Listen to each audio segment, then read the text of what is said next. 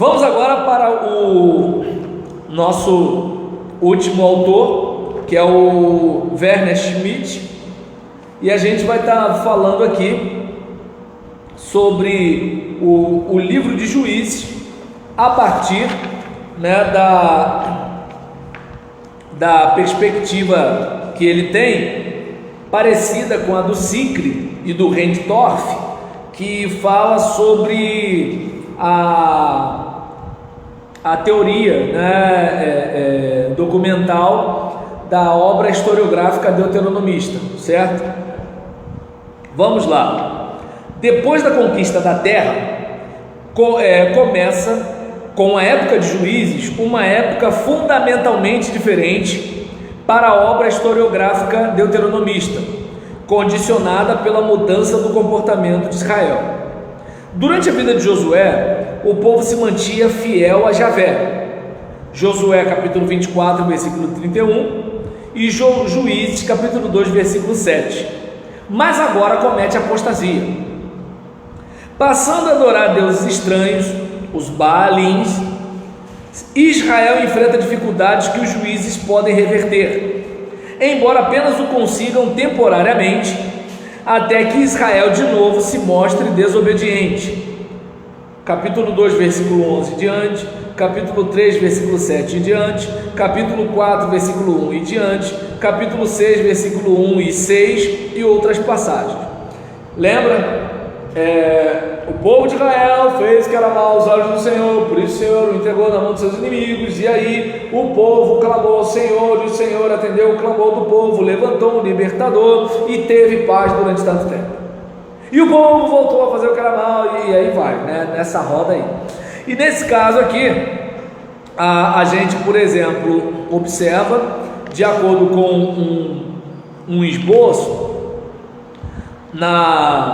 deixa eu ver, em 3 blocos, tipo Cláudio Francisco, o Werner Schmidt, ele separa 3 blocos aqui.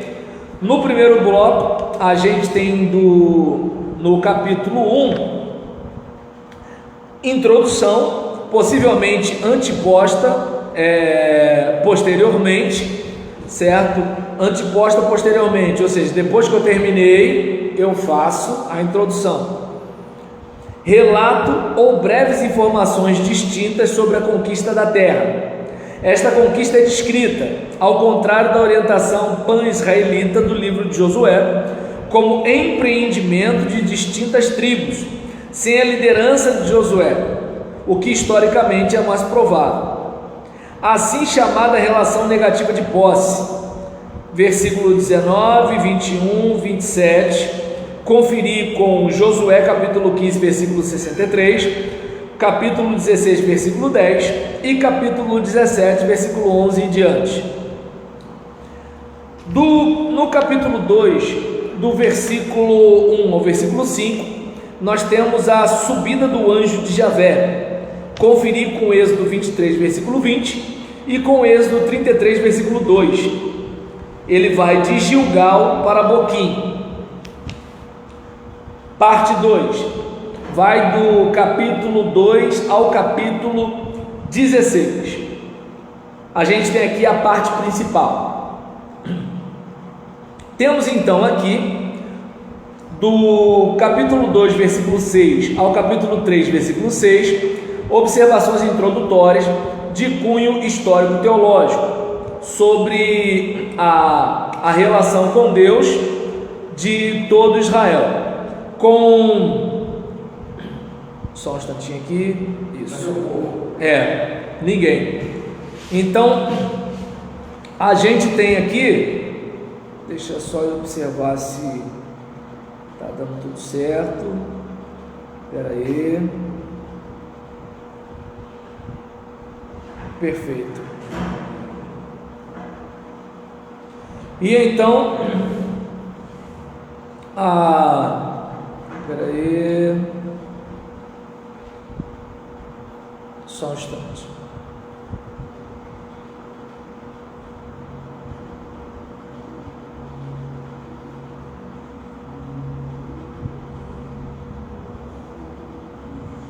Vamos lá. Continuando, capítulo 2, versículo 6 ao capítulo 3, versículo 6, nós temos essas observações introdutórias de cunho histórico-teológico, ou seja, deuteronomista, sobre a relação com Deus de todo Israel, com diversos adendos no final, em contraposição às narrativas de heróis tribais e individuais. Capítulo 3, versículo 7 ao 16, versículo 31. Do versículo 7 ao 11, nós temos a narrativa de Otniel. Deixa eu ver, conferir com Juízes, capítulo 15, versículo 17. Do versículo 12 ao 30, Eude de Benjamim contra Eglon de Moabe para libertar Jericó. Versículo 31, temos uma narrativa de Sangar contra os filisteus. Capítulo 4 ao capítulo 5, nós temos a assim chamada Batalha de Débora, na planície de Jezreel, contra as cidades cananeias. Débora de Efraim e Baraque de Naftali contra Sísera, contra também Jabim de Razor. E temos o assassinato de Sísera pela quenita Jael. Capítulo 5, temos o Cântico de Débora, vitória graças à teofania de Javé a partir do Sinai. Deixa eu ver aqui, com a ajuda de Israel, versículo 14, participação de tribos do centro e do norte da Palestina, elogio dos participantes, censura dos ausentes. Capítulo 6 a 8, temos Gideão ou Jerubaal de Ofra e Manassés contra os midianitas, os primeiros nômades que se utilizavam de camelos. Capítulo 6, versículo 11 em diante, temos a fórmula de vocação com uma etiologia do santuário. Etiologia é aquilo que eu falei, aquelas narrativas para explicar a realidade, né? Mãe, por que existe isso? Era uma vez, e aí vem e conta as coisas, certo? Continuando aqui, capítulo 8, versículo 22, recusa de aceitar a dignidade real, em contrapartida, no caso, recusa de Gideão. Em contrapartida, Abimeleque, filho de Gideão, rei da cidade de Siquém, né, antes que se formassem os dois reinos.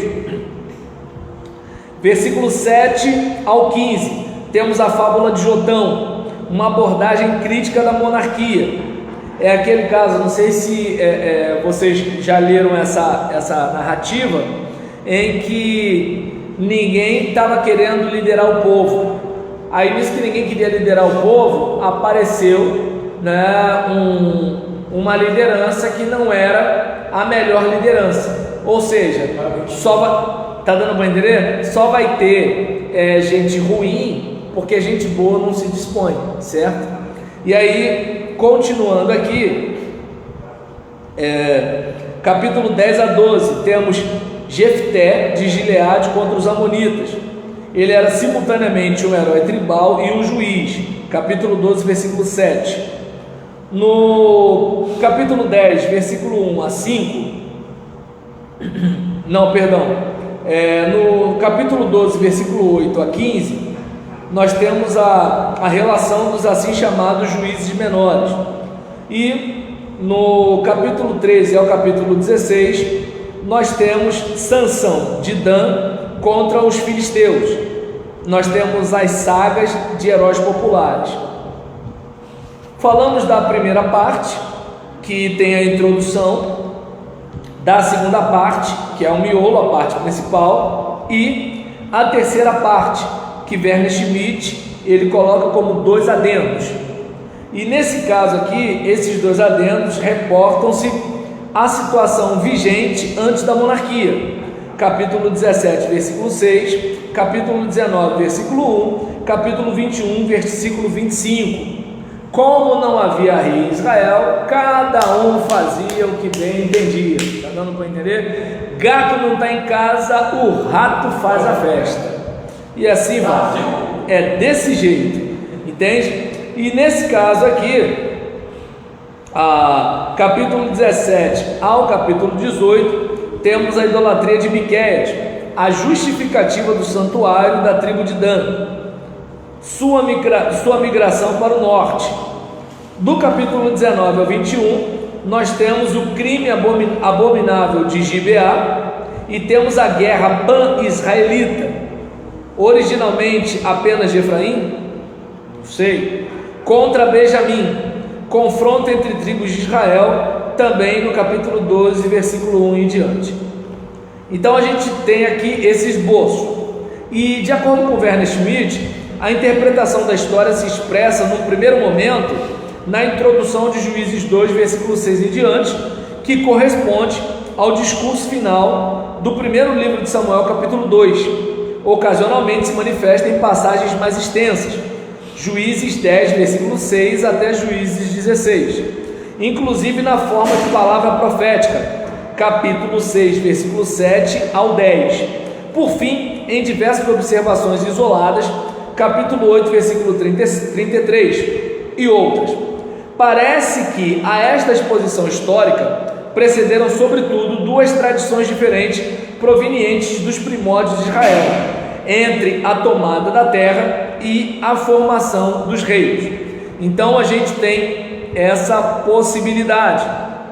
E aí nesse caso, como é que a gente pode ver essas duas tradições? Como o livro de Josué incorporou uma coleção mais antiga, pré-existente de sagas, Josué 2 ao 9, o livro de Juízes contém uma coleção de narrativas sobre heróis tribais, vocacionados de forma carismática. Então você percebe que alguns autores, eles concordam com essa ideia, certo? Então no caso de Josué, você tem uma coleção mais antiga e aí você atualiza aquele texto. No caso de Juízes, você tem várias tradições e coleta essas tradições montando um todo, certo? E nesse caso, esses líderes surgiam como salvadores na emergência ou ajudantes, como aconteceu no quadro referencial tardio de Juízes 3, versículos 9 e 15. Conferir com o primeiro livro de Samuel, capítulo 11, versículo 3. Em momentos em que uma tribo se via ameaçada por inimigos externos, cabendo-lhes convocar as tribos diretamente atingidas e as tribos vizinhas para que se alistassem no exército. Estes assim chamados juízes maiores, despertados pelo Espírito de Javé, capítulo 6, versículo 34 e outras, tiveram uma atuação limitada tanto no tempo como também no espaço, conduziam determinadas tribos em uma operação militar específica e retornavam para casa depois da campanha libertadora, como que destituídos de sua função. E aí Richter definiu aquela coleção de sagas de forma mais precisa como livro de salvadores, que se estenderia de Juízes 3 até 9, tendo surgido no norte de Israel no século IX. Nesse caso aqui, Cláudio Francisco, que tem uma perspectiva mais conservadora, ele é contra. Ele entende que isso não poderia ter acontecido. Então, a gente falando aqui sobre duas tradições. A primeira, a gente falou agora há pouco sobre a coleção de narrativas sobre heróis tribais vocacionados de forma carismática. B, há uma relação onde constam nomes, origem, tempo de atuação e lugar de sepultamento dos assim chamados juízes menores. Juízes 10, versículo 1 a 5, Juízes 12, versículo 7 a 15, que julgavam Israel, exerciam individualmente sua função, ao contrário do que previa Deuteronômio 16, versículo 18, e parecem ter tido, ao contrário daqueles heróis tribais, uma influência maior que abarcava as tribos vizinhas. Suas funções dificilmente tinham a ver com política externa ou operações militares. Antes, atuavam de forma pacífica, internamente, eram magistrados, arbitravam. Conferir primeiro livro de Samuel, capítulo 7, versículo 15, e segundo livro de Samuel, capítulo 15, versículo 4 e 6. Ou até pronunciavam sentenças, até onde se estendia sua jurisdição, só sobre o que mais tarde seria o Reino do Norte, ou também inclui o Reino do Sul. Já se discute até mesmo se a relação de fato transmite recordações de tempos pré-estatais ou apenas projeta sobre o passado circunstâncias pan-israelitas da época da monarquia. Ambos os grupos se sobrepõem na figura de Jefté, que tem uma atuação tanto de juiz como também de líder carismático. Juízes capítulo 12, versículo 7, e Juízes 4, versículo 4, como é o caso de Débora.